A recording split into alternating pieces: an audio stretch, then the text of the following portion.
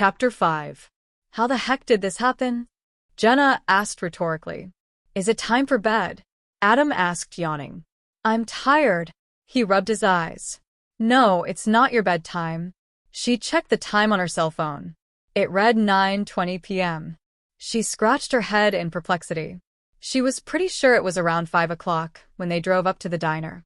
How on earth had they spent almost 4.5 hours in there? It was impossible. At the most, 40 minutes had gone by. There were a lot of crazy happenings today, and they'd all transpired right after they got off the highway and drove to this place.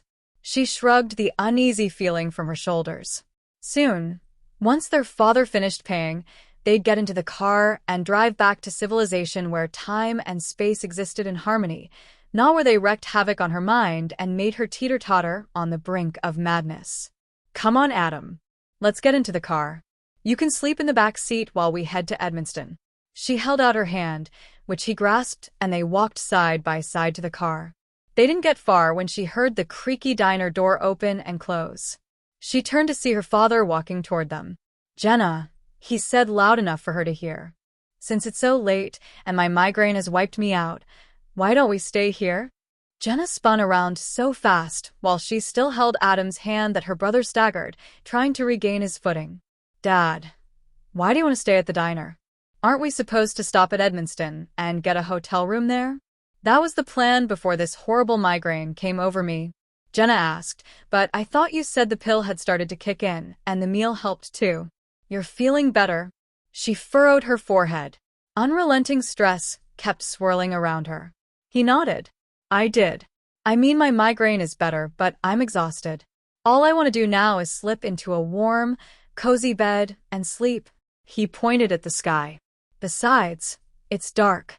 He didn't seem to find it odd how more than 4 hours had passed by so quickly. You know I hate driving at night. I don't have night vision. Yes, Jenna knew that her father avoided driving at night at all costs. If he had to go out after the sun set, he either hailed a cab, ordered an Uber, or had friends or family drive him.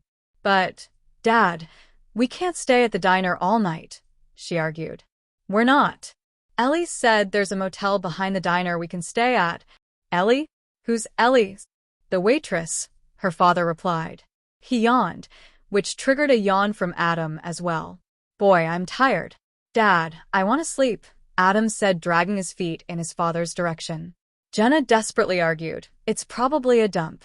There's nothing around here for miles. Why would anyone want to stay here? Jenna felt like she was clinging to a sinking ship in the churning sea in the middle of a storm. No, it's not a dump. Ellie showed me pictures of it. The rooms are quite nice. And there are plenty of people who would want to stay here to get away from the hustle and bustle of the city. Plus, Ellie said the price is unbeatable. We'll also get a free breakfast tomorrow morning. Jenna crossed her arms over her chest defensively. If her father wasn't going to listen to reason, then Jenna had to play hardball. I don't want to stay at a motel in Timbuktu.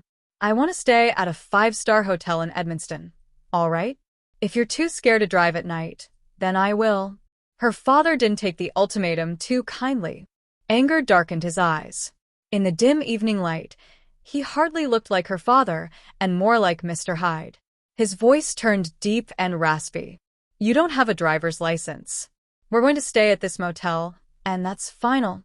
Jenna had never seen her father fuming in this fashion. There was no way she'd be able to change his mind. Like it or not, they were going to spend the night in this godforsaken place. Chapter 6. They just kept walking, not once looking back to see if Jenna followed them. She ought to stand her ground and refuse to sleep in the dingy motel. Perhaps she could sleep in the car just to make her point, but that would be crazy. The craziest thing possible. She wouldn't be safe out here. Dangerous things lurked in the darkness, waiting to pounce on unsuspecting souls. She'd be exposed and helpless to any predator that noticed her. Grumbling under her breath, unable to release more of her pent-up anger, she marched in their direction. They walked around the empty diner. There wasn't anything on this side of the building, except for tall, densely dark forest trees and a narrow path that led to an unimpressive one-story building as small as Jenna's room. Windows aligned across every brick wall. Her father opened the wooden, forest green door. A bell exactly like the one in the diner clanged announcing their arrival. A middle-aged woman with raven black hair pinned tightly to the top of her head waltzed out of a back room. She wore deep purple eyeshadow and lipstick and long, curly black lashes. She looked awfully familiar. She grinned, exposing a multitude of pearly, white big teeth. "Greetings.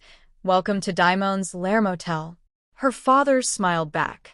In the fluorescent lighting in the room, Jenna could see the dark circles under her father's eyes and the blood-red veins spread out in the whites of his eyes. A quick glance at Adam, and she saw his eyes looked the same. Her father and brother were obviously not feeling good. Her frustration morphed to worry. What was wrong with them? Her father said, "Hi, Ellie told me we could book a room for the night." The lady's grin deepened. Yes, my twin sister told you to come here. My name is Molly, by the way. Twin sister." Now Jenna understood why she looked familiar. The lady bowed, running her long purple-polished nail down a leather-bound black log book. "Yes, we can accommodate you. It'll be $50 for the night, and it includes a free hot breakfast at the diner in the morning.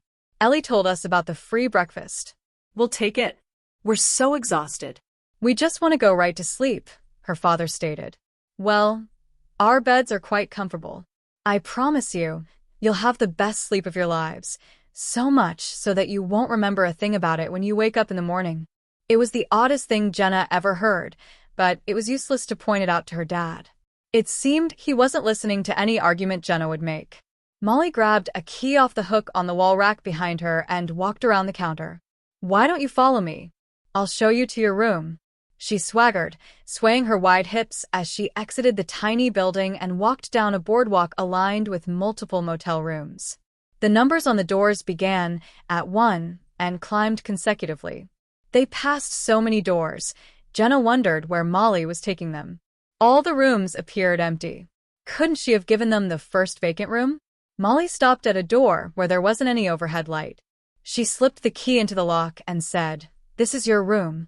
When she opened the door and turned on the light switch, it illuminated all the surroundings. Jenna gawked at the number on the door and wondered why she didn't see this coming. It was only fitting that of the multitude of vacant rooms in the motel, Molly should bring them to room 13.